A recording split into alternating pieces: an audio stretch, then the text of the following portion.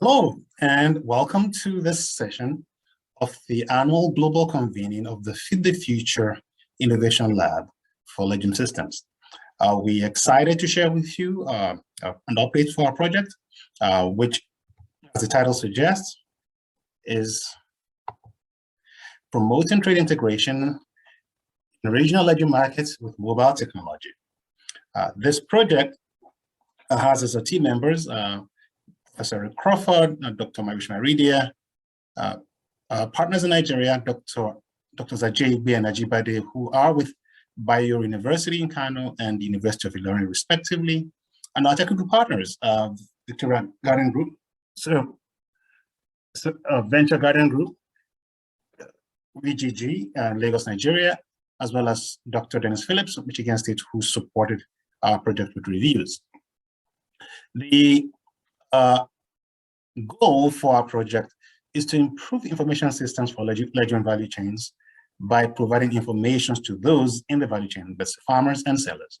And that goal is very much aligned with the lab's goal, AOI2, as shown above.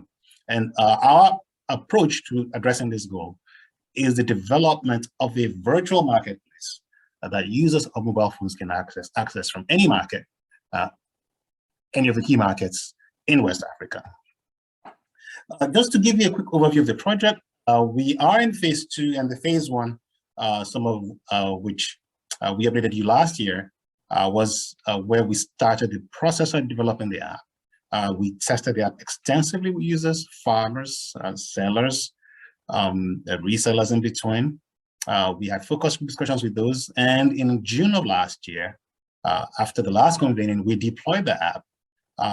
And this was after we gathered data on the initial level of interest in the app. Phase 2, which we are currently engaged in, is about expanding usage within Nigeria and going beyond Nigeria to expand usage into Niger.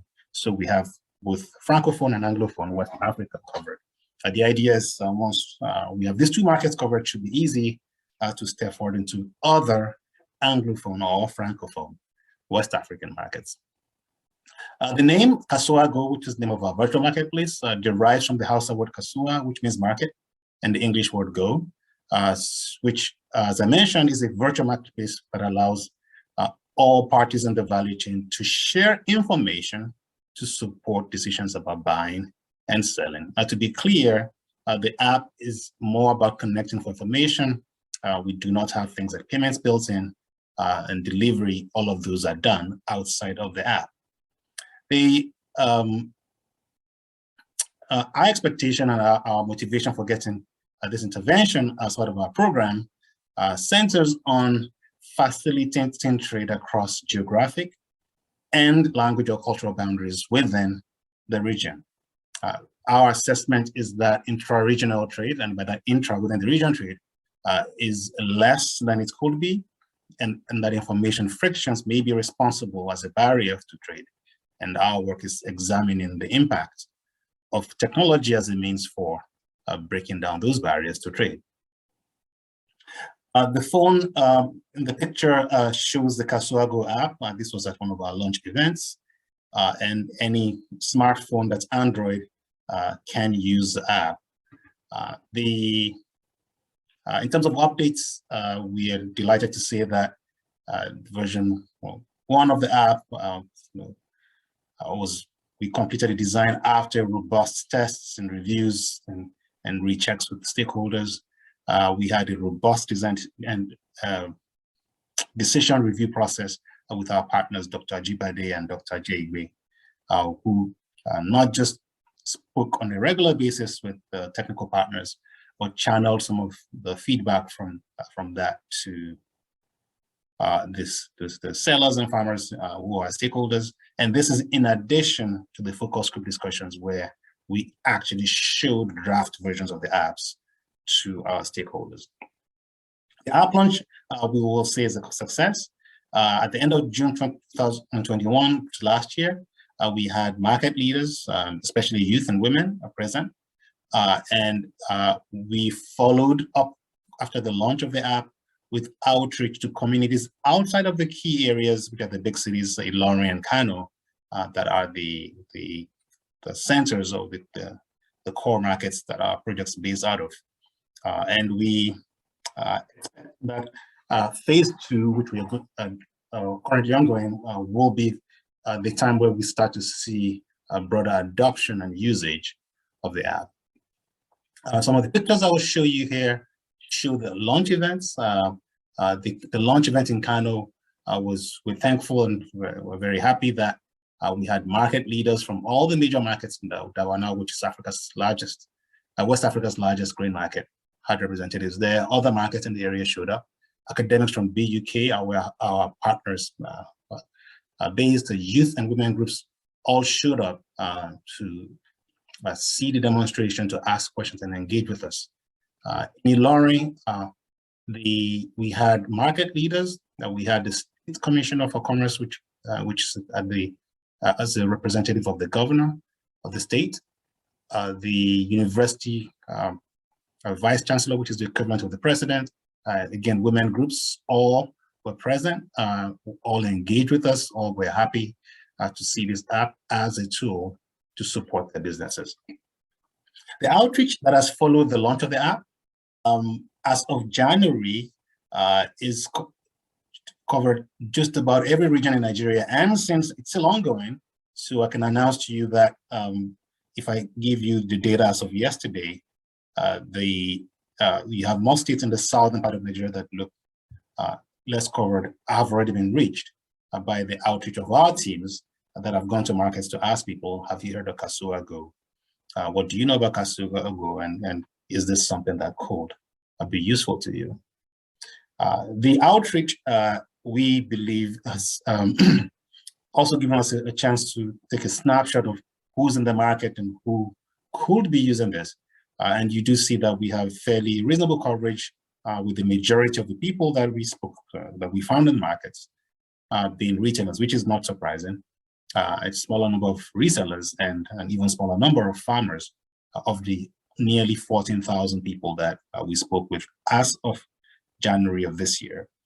We are particularly excited to see that even though we do not have women, the population in the markets is not gender balanced by a long shot, but the youth are fairly well represented in all the categories, even including farmers, where you typically, there's been a challenge getting the youth to be engaged in farming.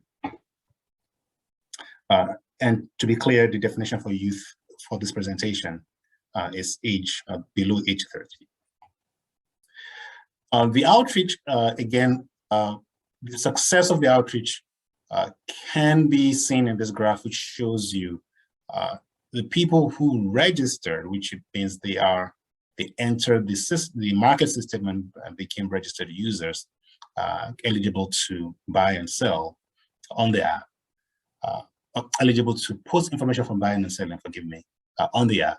And September, which was the main thrust of our initial push for outreach, also coincided with the largest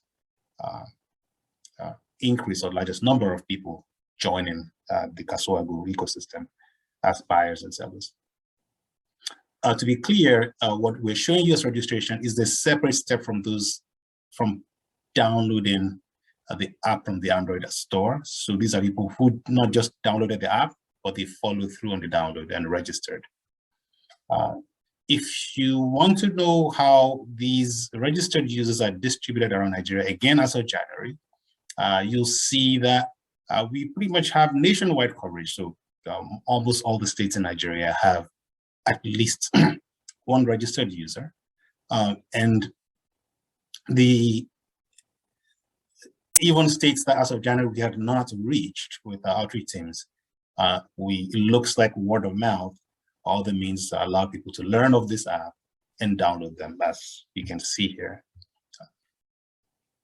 This information, by the way, came from the server on the backend that documents who's registered as an app user.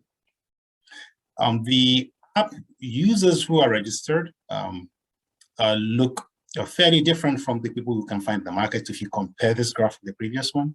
So again, I guess the notable thing here is it's a more gender balanced group compared to the market as a whole, even if it's not perfectly gender balanced, and you have more youth representation among those who are registered to use the app, which as of January was about 650.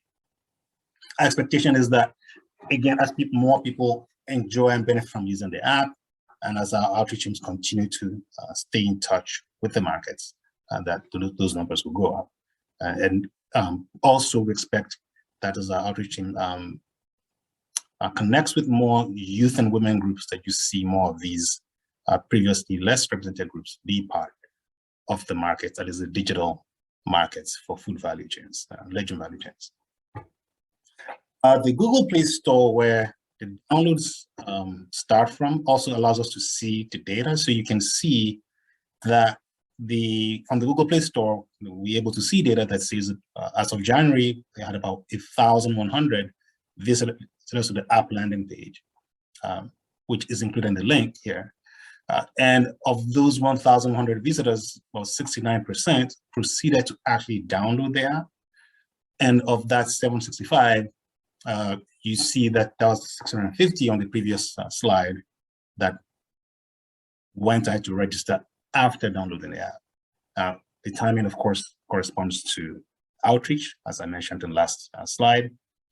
And for us, it's clear that this could be an opportunity for engaging youth who are typically more comfortable and proficient with technology like smartphone technology, with supporting the outreach to sellers and buyers in the legume value chain markets.